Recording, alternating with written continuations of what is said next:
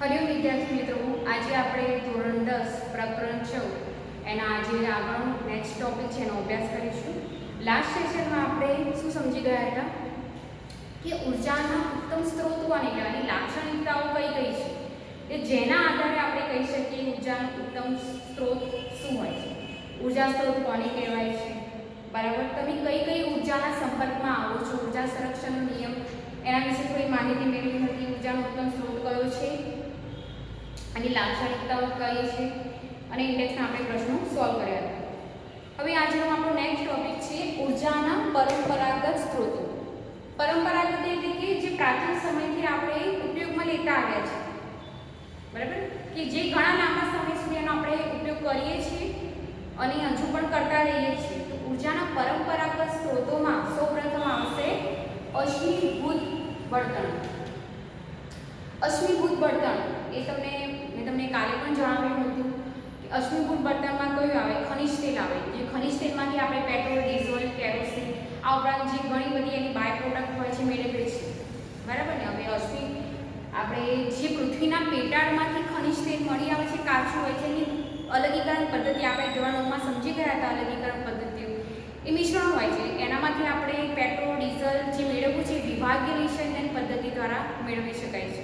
Okay, તો અશ્મિભૂત બળતણમાં કોલસો પણ આવે, ખનિજ તેલ આવે, કુદરતી વાયુ આવે. તો ઘણી વખત જે સમુદ્રના પેટાળમાં કુદરતી વાયુ મળતો હોય છે, જે જ્વલનશીલ હોય છે, બરાબર ને. તો આ બધા કુદરતી વાયુ પણ આપણને પૃથ્વીના પેટાળમાંથી મળી આવે છે, ખનિજ તેલ. તો આ બધા અશ્મિભૂત બળતણ, અશ્મિઓના વિઘટનથી જે મળે છે એને અશ્મિભૂત બળતણ કહેવાય છે. કે જે પ્રાણીઓના મૃતદેહો કે વનસ્પતિઓના જે અવશેષો છે એનું લાંબા સમય સુધી વિઘટનની પ્રક્રિયા ચાલુ રહી, બરાબર. આ ખનિજ તેલ કે કોલસો બનતા ઘણા કરોડો વર્ષો લાગે છે અને દબાણ અને ઊંચા તાપમાને એનું વિઘટન થવાથી એનું રૂપાંતર અલગ અલગમાં થયું, કે ખનિજ તેલમાં થયું, કોલસામાં થયું. તે બધા અશ્મિભૂત બળતણનો ઉપયોગ આપણે ઘણા સમયથી કરીએ છીએ. પણ પ્રાચીન સમયમાં જ્યારે આપણે ખનિજ તેલની ઉપયોગિતા વિશે કોઈ ખ્યાલ નહોતો, કે એના વિશે કોઈને ખ્યાલ હતો નહીં, કે માહિતી મેળવી નથી. એના પહેલાં આપણે ઉર્જાના સ્ત્રોત તરીકે લાકડાનો ઉપયોગ કરતા હતા, કે વનસ્પતિઓના લાકડાનો ઉપયોગ કરીને આપણે ઉષ્મા પ્રાપ્ત કરતા હતા. ત્યારબાદ જેમ જેમ કોલસાની જ્યારે ખાણો શોધાઈ, એનો ઉપયોગ કરવાની શરૂઆત થઈ અને ઔદ્યોગિક ક્રાંતિ થઈ, ત્યારબાદ વિશ્વમાં દરેક જગ્યાએ એની શું થયું, ઉર્જાની માંગમાં પણ વધારો થયો. જેટલા પણ હવે જ્યારે પણ આપણે વિશ્વમાં રેલવેની શરૂઆત થઈ ત્યારે પણ, અથવા વિદ્યુતનું ઉત્પાદન કરવાની શરૂઆત થઈ, તો દરેક જગ્યાએ કોલસાનો ઉપયોગ થવા લાગ્યો. તો અશ્મિભૂત બળતણો એ તમને ખબર છે કે લાંબા સમય સુધી એની પ્રોસિજર થયા બાદ આપણને પ્રાપ્ત થયા છે. તો આ સ્ત્રોતો કેવા છે, આ બધા સ્ત્રોતો અશ્મિભૂત બળતણ કેવું છે, પુનઃ અપ્રાપ્ય છે. પુનઃ અપ્રાપ્ય સ્ત્રોત કહેવાય છે. કેમ? એટલે કે હજુ બનશે તો ખરા, બરાબર, પણ એ પ્રોસિજર થતાં, એ પ્રક્રિયા થતાં ઘણા કરોડો વર્ષો લાગશે, ત્યારબાદ આપણને ખનિજ તેલ મળશે. હવે એવું કહેવાય છે કે કોલસો ભાઈ આઈ થિંક 200 વર્ષ સુધી ચાલશે, એના પછી આપણને કોલસાની ખાણોમાં કોલસો ખાલી થઈ જશે, બરાબર. તો અશ્મિભૂત બળતણ જેમ જેમ આપણે ઔદ્યોગિક ક્રાંતિ થઈ તેમ આપણે ઉર્જાની માંગમાં પણ વધારો થયો. તમે અત્યારે તમારા ઘરમાં હોય તો લાઇટ, તમે જે વિદ્યુત ઉર્જા મેળવો છો, ઇલેક્ટ્રિસિટી મેળવો છો, એ પણ અશ્મિભૂત બળતણના દહનના કારણે મેળવો છો, બરાબર. એ પછી આપણે કેવી રીતે વિદ્યુત ઉત્પન્ન કરી શકાય જેનાથી, એની વાત પછી છે. પણ જે તમારા ઘરોમાં કે ઓફિસમાં જે ઇલેક્ટ્રિસિટી આવે છે એ પણ અશ્મિભૂત બળતણના દહનના કારણે ઉત્પન્ન કરવામાં આવતી હોય છે. આ ઉપરાંત ઘણા ઉદ્યોગો છે કે જેમાં ઉષ્માની આવશ્યકતા વધુ હોય છે, ત્યાં પણ કોલસાની આવશ્યકતા હોય છે. આ ઉપરાંત આપણે અશ્મિભૂત બળતણ ક્યાં યુઝ કરીએ છીએ, જે રેગ્યુલર યુઝમાં ક્યાં ઉપયોગ કરીએ છીએ, કે વાહનોમાં, બરાબર. વાહનોમાં જે તમે પેટ્રોલ, ડીઝલ વાપરો છો એમાં પણ અશ્મિભૂત બળતણ એટલે ખનિજ તેલનો ઉપયોગ કરવામાં આવે છે.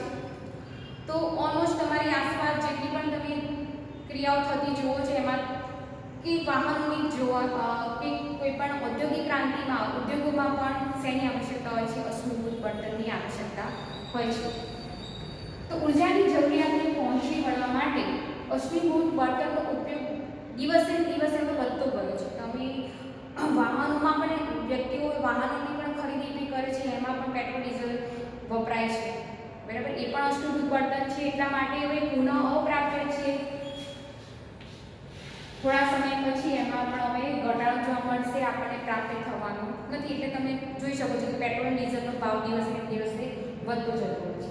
તો ઉર્જાની જરૂરિયાતને પહોંચાડવા માટે અશ્મિભૂત બળતણનો ઉપયોગ કરવામાં આવે છે.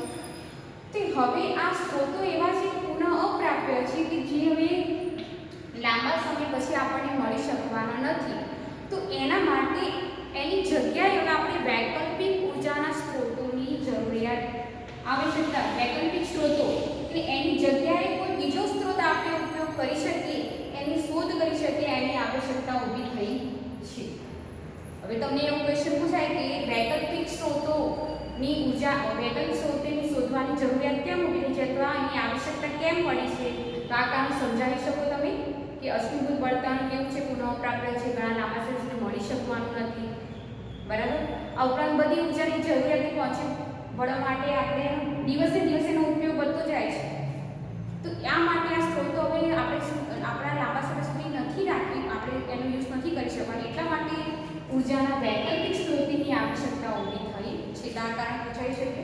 ઓકે, હવે અશ્મિભૂત બળતણો આપણે બધી જગ્યાએ યુઝ તો કરીએ છીએ, પણ એના ગેરફાયદા પણ તમને ખબર છે. ધોરણ 9માં આપણે ભણી ગયા હતા કે જ્યારે તમે વાહનોમાં અશ્મિભૂત બળતણ યુઝ કરો છો, એટલે પેટ્રોલ ડીઝલ આપણે યુઝ કરીએ છીએ, એના દહનના કારણે શું થાય છે? ધુમાડો ઉત્પન્ન થાય છે અને કાર્બન ડાયોક્સાઇડ વાયુનું પ્રમાણ પૃથ્વીમાં વધતું ગયું છે.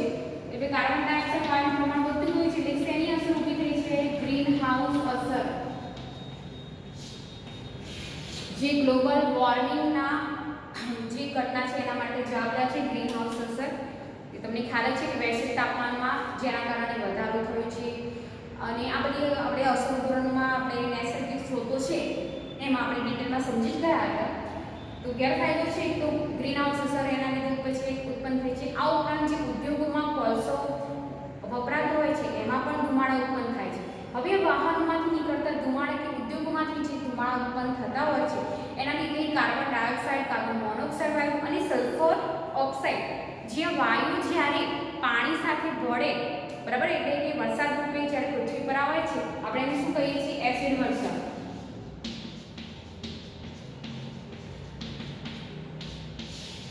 બરાબર, આ જે ઝેરી વાયુ જ્યારે હવામાં ભળી જાય છે અને વરસાદ સ્વરૂપે પૃથ્વી પર આવે છે એને એસિડ વર્ષા કહે છે.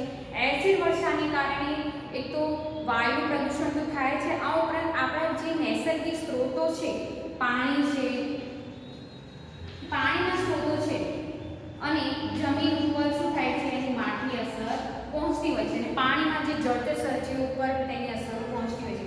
પાણીના સ્ત્રોતો છે કે નદી છે કે જળાશયો છે, હવે એસિડ વર્ષા થાય તો એનું પાણી પ્રદૂષિત થાય, એમાં રહેતા જળચર સજીવોને ઉપર નુકસાન પહોંચે છે અથવા માઠી અસર પહોંચે છે. આ ઉપરાંત જમીનની જે ગુણવત્તા છે એમાં પણ ઘટાડો થતો હોય છે. એટલે અશ્મિભૂત બળતણનો જે ગેરફાયદા છે તો એસિડ વર્ષા એને ટોપિક આવે છે કે પ્રદૂષણ, વાયુનું પ્રદૂષણ પણ થાય છે, ગ્રીન હાઉસ અસર ઉદ્ભવે છે. તો આ અશ્મિભૂત બળતણના ગેરફાયદા છે. તો હવે જેમ જેમ ટેકનોલોજીનો વિકાસ થતો ગયો છે, હવે આપણે અશ્મિભૂત બળતણનો ઉપયોગ કરીએ છીએ, પણ હવે શું થાય છે કે હવે ટેકનોલોજીના વિકાસ સાથે એમાં સુધારા કરવામાં આવ્યા છે. અશ્મિભૂત બળતણનો ઉપયોગ તો કરીએ જ છીએ, બરાબર,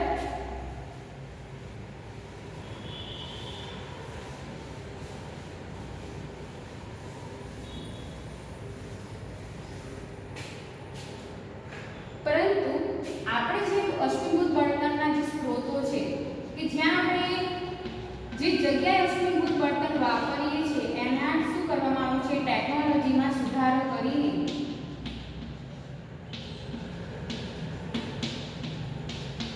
તેમાંથી નીકળતા અવશેષ ઘટાડી શકાય. એના દહનથી અશ્મિભૂત બળતણમાં જે હવે આપણે પેટ્રોલ ડીઝલ જે દહન થાય કે કોલસાનું દહન થાય, એના અવશેષો ઉત્પન્ન થાય, ધુમાડો ઉત્પન્ન થાય અથવા કોલસા હોય તેવી રાખ ઉત્પન્ન થાય. તો હવે ટેકનોલોજીમાં સુધારા સાથે એવા આપણે ઇન્સ્ટ્રુમેન્ટ વાપરવામાં આવે છે કે જેના દહનની પ્રક્રિયાના અંતે અવશેષ ઓછા પ્રમાણમાં ઉત્પન્ન થાય અથવા નહિવત ઉત્પન્ન થાય એવી ટેકનોલોજી વિકસાવવામાં આવી છે અને એના પર હજુ સંશોધન ચાલુ છે. તો એટલે પરંપરાગત સ્ત્રોતો તમે વાપરે તો છે, પણ હવે એમાં શું કરવામાં આવે છે કે જેમ જેમ ટેકનોલોજીનો વિકાસ થાય છે તો એમ એવા ઇન્સ્ટ્રુમેન્ટ અથવા એના ઉપકરણોમાં ફેરફાર કરીને અથવા એની જે પ્રક્રિયા છે એમાં ફેરફાર કરીને એના અવશેષ ઓછા થાય, ઓછા ઉત્પન્ન થાય અથવા નહિવત થાય એવી ટેકનોલોજીનો વિકાસ કરવામાં આવ્યો છે, જેથી પરંપરાગત સ્ત્રોતો હજુ વધુ ઓછું દ્રવ્ય હોય, ઓછા પ્રમાણમાં આપણે યુઝ કરીએ, ભલે અશ્મિભૂત બળતણનો બી ઉપયોગ કરો પણ ઓછા પ્રમાણમાં ઉપયોગ કરો પણ વધુ કાર્યક્ષમતા પ્રાપ્ત થાય એ રીતે ટેકનોલોજીનો વિકાસ કરવો જરૂરી છે અને એનું સંશોધન હજુ ચાલે છે. તો આ થયું ઉર્જાનું પરંપરાગત સ્ત્રોત અશ્મિભૂત બળતણ. એમાંથી ઘણા શોર્ટ ક્વેશ્ચન નીકળી શકે છે, બરાબર. તો વૈકલ્પિક સ્ત્રોતની આવશ્યકતા કેમ ઊભી થઈ છે, અશ્મિભૂત બળતણના ગેરફાયદા શું છે, અથવા અશ્મિભૂત બળતણનો કેમ પુનઃ અપ્રાપ્ય સ્ત્રોતો છે, ઘણા બધા ક્વેશ્ચન છે.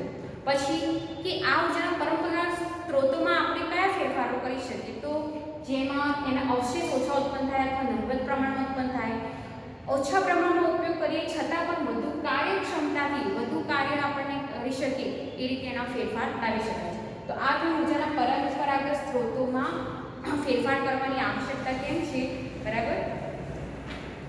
ઓકે, હવે અશ્મિભૂત બળતણનો જે ઉપયોગ છે, અશ્મિભૂત બળતણનો ઉપયોગ આપણે વિદ્યુત ઉર્જામાં પણ કરી શકાય છે.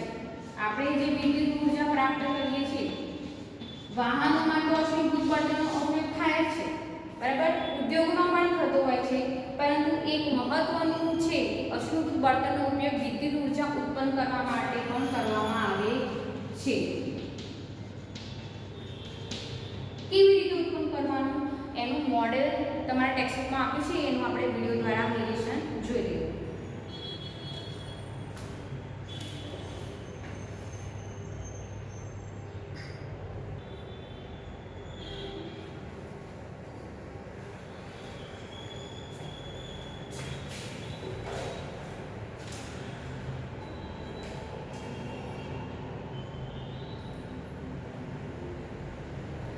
ટેબલ ટેનિસનો બોલ લો અને તેમાં 3 સ્લીપ બનાવો.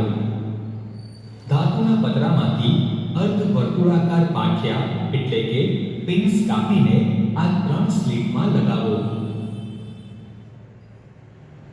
દ્રઢ આધાર સાથે જોડેલા ડાયનેમોની ધરી સાથે બોલને અહીં બતાવ્યા મુજબ જોડો. એ સુનિશ્ચિત કરો કે બોલ પોતાની ધરી પર મુક્ત રીતે ભ્રમણ કરી શકે છે.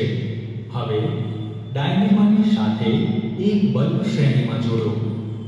પાંખિયા ઉપર પાણીની ધાર અથવા પ્રેશર કુકરમાં ઉત્પન્ન કરેલી વરાળની ધાર ફેંકો. તમે શું અવલોકન કરો છો? તમે જોશો કે પાંખિયાવાળો ટેનિસ બોલ ગોળ ગોળ ફરે છે અને બલ્બ પ્રકાશિત થાય છે. તમને જરૂરથી પ્રશ્ન થતો હશે કે બલ્બને વિદ્યુત ક્યાંથી પ્રાપ્ત થાય છે. તો ચાલો જોઈએ.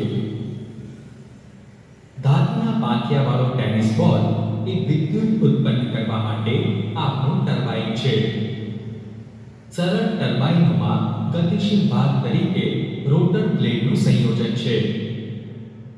ગતિશીલ તરલ બ્લેડોને ફેરવવા માટે કાર્ય કરે છે તથા રોટરને ઊર્જા આપે છે અને રોટર બ્લેડનું સંયોજન એટલે કે આપણું ટર્બાઇન ગોળ ગોળ ફરે છે.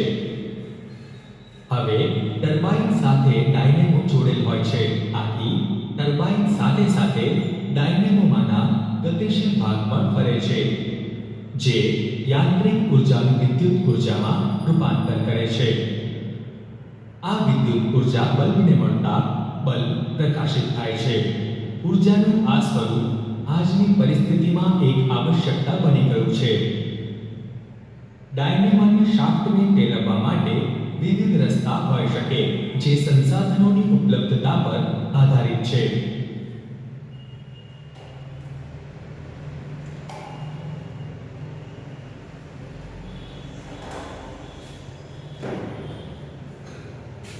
વિદ્યાર્થી મિત્રો,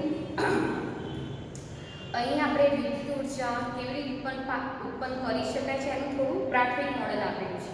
અહીંયા શું કરવામાં આવ્યું હતું કે ટેનિસ બોલના આપણે 3 સ્લીપ લગાવી દીધી, પંખા જેવું એનું નિર્માણ કરી દીધું, પછી એની ડાયનેમો સાથે જોઈન્ટ કરી દીધું. એનું જોડાણ આપણે બલ્બ સાથે પણ કર્યું છે વાયર. અને કુકરમાંથી જે વરાળ ઉત્પન્ન થાય છે એ શું કરે છે કે આ રોટરને ફેરવશે, બરાબર? એટલે કે ટેનિસના બોલને ફેરવશે. અહીંયાથી જે વરાળ ઉત્પન્ન થાય છે અહીંયા ટેનિસના બોલને ફેરવે છે, એટલે કે અહીંયા શું થશે? યાંત્રિક કાર્ય થશે, બરાબર? અહીંયા ઉષ્મા ઉર્જા આવી, ઉષ્મા ઉર્જા અહીંયા શું થશે? યાંત્રિક ઉર્જામાં રૂપાંતર થઈ. યાંત્રિક ઉર્જા સતત ટેનિસ બોલ ફર્યા કરશે, જેના કારણે આ યાંત્રિક ઉર્જાનું શું શેમાં રૂપાંતર થાય છે? વિદ્યુત ઉર્જામાં રૂપાંતર થાય છે અને વિદ્યુત બલ્બ અહીંયા પ્રકાશિત કરી શકાય છે. તો આ એક ટર્બાઇન આપણે જે વિદ્યુત ઉર્જા મેળવીએ છીએ તમારે ઓફિસમાં કે ઘરોમાં જ્યાં આપણે વિદ્યુત ઉર્જા મેળવીએ છીએ એનું જે પ્રાથમિક મોડલ વિદ્યુત ઉર્જા ઉત્પન્ન કરવાનું જે પ્રાથમિક મોડલ છે આ પ્રકારનું હોય છે કે જ્યાં ટર્બાઇનની રચના જોવા મળે છે. અહીંયા આપણે ટર્બાઇન તરીકે આપણું ટેનિસ બોલ લીધો, પણ આ મોટા પ્રમાણમાં મોટા કદના ટર્બાઇન હોય છે. અહીંયા આપણે ઉર્જાનું ફોર્મ કયું કે જ્યાંથી આપણે અહીંયા શું કર્યું? ટર્બાઇનને ફેરવવા માટે કઈ ઉષ્માનો ઉપયોગ કર્યો? ઉષ્મા ઉર્જાનો ઉપયોગ કર્યો. હવે જ્યાં આપણે આ પાવર સ્ટેશનો આવેલા હોય છે, ટર્બાઇન આવેલા હોય છે, તો ટર્બાઇનને ફેરવવા માટે સ્ત્રોત અલગ હોય છે.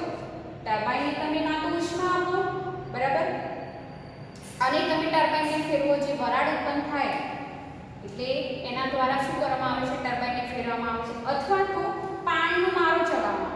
તમે અહીંયા ટેનિસ બોલ ઉપર પાણીનો સતત મારો ચલાવો ઉપરથી, તો શું કરશે? ટર્બાઇન ફરશે અને એના કારણે શું ઉત્પન્ન થાય છે? વિદ્યુત ઉર્જા ઉત્પન્ન કરી શકાય છે. તો વિદ્યુત ઉર્જા ઉત્પન્ન કરવાનું એક પ્રાથમિક મોડલ છે. અને એટલે કે જ્યાં પણ પાવર સ્ટેશનો ઇલેક્ટ્રિસિટી ઉત્પન્ન કરવામાં આવતી હોય છે ત્યાં ટર્બાઇનની રચના જોવા મળતી હોય છે. ટર્બાઇનને ફેરવવા માટેના સ્ત્રોત અલગ અલગ હોય છે કે જેના કારણે એના પ્રકાર અલગ અલગ હોય છે કે થર્મલ વિદ્યુત કહેવાય, બરાબર, હાઇડ્રો વિદ્યુત, હાઇડ્રો ઇલેક્ટ્રિસિટી. હવે આપણે જે પાવર પ્લાન્ટ છે એના વિશે આપણે માહિતી મેળવીશું કે જ્યાં ટર્બાઇન તો હોય છે, હવે થર્મલ પાવર સ્ટેશન પણ હોય છે, હાઇડ્રો ઇલેક્ટ્રિક પાવર પ્લાન્ટ પણ કહેવાય છે કે જ્યાં પાણી દ્વારા ઉત્પન્ન કરવામાં આવે વિદ્યુત ઉર્જા. આ ઉપરાંત ઉષ્મા દ્વારા પણ ઉત્પન્ન કરવામાં આવે છે એને થર્મલ પાવર સ્ટેશન કહેવાતી હોય છે.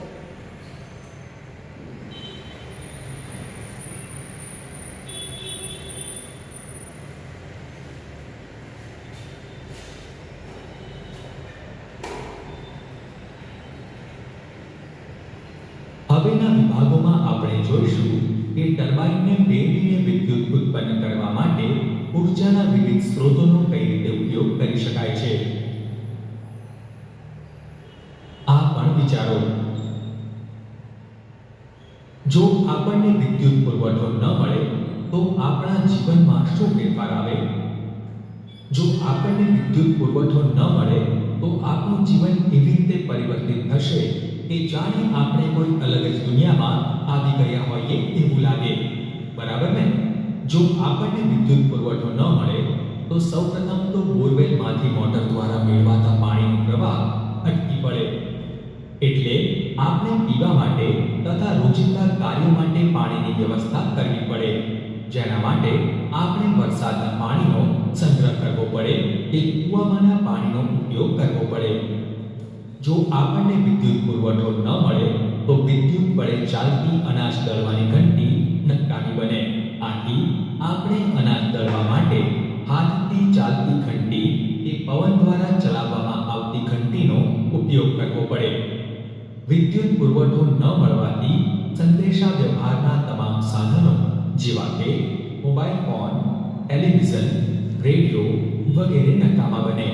આથી આપણે જો કોઈને સંદેશો મોકલવો હોય તો પશુ પક્ષી મારફતે મોકલવો પડે અથવા કોઈ વ્યક્તિ દ્વારા સંદેશો મોકલવો પડે અને વિદ્યુત પર આધારિત ન હોય એવી રમતોથી મનોરંજન મેળવવું પડે.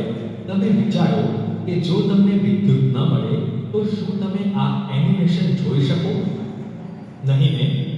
આ વિદ્યુત આપણા જીવનનો એક ભાગ બની ગઈ છે અને વિદ્યુત વગરના જીવનની કલ્પના પણ કરી શકાય નહીં. કોઈ પણ દેશમાં પ્રત્યેક વ્યક્તિ દીઠ મળતી વિદ્યુત ઉર્જા તે દેશના વિકાસનો એક માપદંડ છે. Thermal power plant. પાવર સ્ટેશનમાં દરરોજ પાણીને ઉકાળીને બાષ્પ બનાવવા માટે વિપુલ માત્રામાં અશ્મિભૂત બળતણનો ઉપયોગ થાય છે. આ બાષ્પ ટર્બાઇનને ફેરવીને વિદ્યુત ઉત્પન્ન કરે છે. એક સરખા અંતર માટે કોલસા તથા પેટ્રોલિયમના પરિવહનની તુલનામાં વિદ્યુતનું પરિવહન વધારે કાર્યક્ષમ હોય છે. આથી ઘણા થર્મલ પાવર સ્ટેશન કોલસા તથા તેલ ક્ષેત્રોની નજીક બનાવવામાં આવે છે. આ પાવર સ્ટેશનોને થર્મલ પાવર સ્ટેશન કહેવાનું કારણ એ છે કે તેમાં બળતણના દહન દ્વારા ઉષ્મા ઉર્જા ઉત્પન્ન કરવામાં આવે છે, જેનું વિદ્યુત ઉર્જામાં રૂપાંતરણ થાય છે.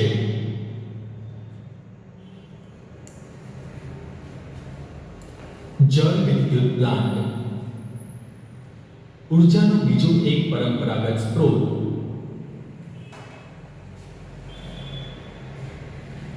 વિદ્યાર્થી મિત્રો, અહીં આપણે થર્મલ પાવર સ્ટેશન એના વિશે માહિતી મેળવી. હવે ટર્બાઇનની રચના તો આપણે સમજી ગયા. ટર્બાઇન ફરે છે, યાંત્રિક કાર્ય થાય છે અને એમાંથી વિદ્યુત ઉર્જા ઉત્પન્ન કરવામાં આવે છે. પણ ટર્બાઇનને ફેરવવા માટે જે ઉર્જા વાપરવામાં આવે, કાં તો ઉષ્મા ઉર્જા હોઈ શકે, કાં તો પાણી દ્વારા એનો મારો ચલાવીને ટર્બાઇનને આપણે ફેરવી શકાય છે. તો થર્મલ પાવર સ્ટેશન કે જ્યાં ઉષ્માથી આપણે શું કરવામાં આવે છે, ટર્બાઇનને ફેરવવામાં આવે છે, એટલા માટે એને થર્મલ પાવર સ્ટેશન કહે છે. થર્મલ પાવર સ્ટેશનમાં અશ્મિભૂત બળતણ તરીકે કોનો ઉપયોગ કરવામાં આવે છે? કોલસાનું દહન કરવામાં આવે છે. બરાબર. હવે એમાંથી પાણીને ગરમ કરવા માટે પાણીનું બાષ્પ બને, એનાથી ટર્બાઇનને ફેરવવામાં આવતું હોય છે. એટલા માટે આ પાવર સ્ટેશનને શું કહેવાય છે? Thermal power station. જ્યાં ઉષ્મા દ્વારા ટર્બાઇન ફેરવતા હોય ને એના લીધે વિદ્યુત ઉર્જા ઉત્પન્ન કરવામાં આવતી હોય છે. એટલા માટે થર્મલ પાવર સ્ટેશન આપણે તમને ખબર પડી ગઈ કે વિદ્યુત ઉર્જા એ આપણા જીવનનો મહત્વનો ઘટક છે. એના વગર જે જીવન છે એ હવે શક્ય. આપણી આસપાસ બધી જે ઉપકરણો વાપરીએ છીએ, મોટે ભાગે બધા જ વિદ્યુત ઉપકરણો છે. તો ઘણી બધી એવી સમસ્યાઓ સર્જાઈ શકે છે. વિદ્યુત ઉર્જા ઉત્પન્ન કરવા માટે અલગ અલગ ટેકનિકો અને અલગ અલગ પાવર સ્ટેશન જોવા મળશે. એમાં પહેલું છે થર્મલ પાવર સ્ટેશન. તમે અહીંયા ગાંધીનગરમાં જોયું હશે. ગાંધીનગરમાં આપણે થર્મલ પાવર સ્ટેશન આવેલું છે. આ ઉપરાંત બીજે ક્યાં જોવા મળે છે? વણાકબોરીમાં પણ જોવા મળે છે. ગુજરાતમાં આવી રીતે ઘણા બધા થર્મલ પાવર સ્ટેશનો આવેલા છે કે જ્યાં થર્મલ પાવર સ્ટેશન એટલે કે જ્યાં કોલસાનો ઉપયોગ કરીને પાણીને ગરમ કરવામાં હોય, પાણીની બાષ્પ દ્વારા ટર્બાઇનને ફેરવવામાં હોય. ટર્બાઇનને ફેરવવામાંથી શું થાય છે? વિદ્યુત ઉર્જા ઉત્પન્ન કરી શકાય છે. આપણે અહીંયા ટોરેન્ટ જે પાવર સ્ટેશન છે, બરાબર, ટોરેન્ટની જે ઇલેક્ટ્રિસિટી આવતી હોય છે જેના એ પણ એક શું છે? થર્મલ પાવર સ્ટેશન છે. આ તમારે ટેક્સ્ટબુકમાં નથી પાવર સ્ટેશન, પણ મેં તમને વધારાનું કહું છું. ગુજરાતમાં આટલા પાવર સ્ટેશનો તમે જોઈ શકો છો. તો જ્યાં આપણે અશ્મિભૂત બળતણનો દહનનો ઉપયોગ કરીને શું કરવામાં છે? વિદ્યુત ઉર્જા ઉત્પન્ન કરવામાં આવે છે. ઓકે. અને પછીનો જે ટોપિક છે આપણે જળ વિદ્યુત પ્લાન્ટ, એના વિશે થોડી પ્રાથમિક માહિતી આપી દઉં. હવે અહીંયા થર્મલ પાવર સ્ટેશનમાં શું હતું કે ટર્બાઇનને આપણે કોલસાનું દહન કરીને ઉષ્મા દ્વારા ઉત્પન્ન કરીને ટર્બાઇનને ફેરવતા હતા. તો જળ વિદ્યુત પ્લાન્ટ એમાં શેનો ઉપયોગ કરવામાં આવે છે? પાણીનો ઉપયોગ કરીને ટર્બાઇનને ફેરવવામાં આવતું હોય છે. તો ટર્બાઇનને ફેરવવા માટે હવે શું કરવું પડે? પાણીનો મારો આપણે ઊંચેથી કરવો પડે. ઊંચાઈથી તમે એ પાણી એની ધાર આપો ત્યારે ટર્બાઇન ફરે અને પછી વિદ્યુત ઉર્જા આપણે મેળવી શકાય છે. એને હાઇડ્રો ઇલેક્ટ્રિસિટી પ્લાન્ટ પણ કહેવાય છે. એ જળ વિદ્યુત કે જળ દ્વારા વિદ્યુત ઉર્જા ઉત્પન્ન કરવામાં આવે અને ટર્બાઇનને ફેરવવામાં આવે છે. તો એના માટે એવી જગ્યાએ આ પ્લાન્ટ હોવો જોઈએ કે જ્યાં પાણી ઊંચા સ્થાને હોય. હવે ભારતમાં જ્યાં ટેકરીઓ હોય કે પર્વતો વિસ્તાર હોય, જ્યાં પાણીના સ્ત્રોત વહેતા હોય, ત્યાં તમે નીચે ટર્બાઇન મૂકી દો અને ટર્બાઇન ફરશે અને એનાથી વિદ્યુત ઉર્જા આપણે ઉત્પન્ન કરી શકાય છે. પરંતુ આવા સ્થાનો ઘણા ઓછા છે. એટલા માટે કૃત્રિમ રીતે શું કરવામાં આવે છે? બંધનું નિર્માણ કરવામાં આવતું હોય છે.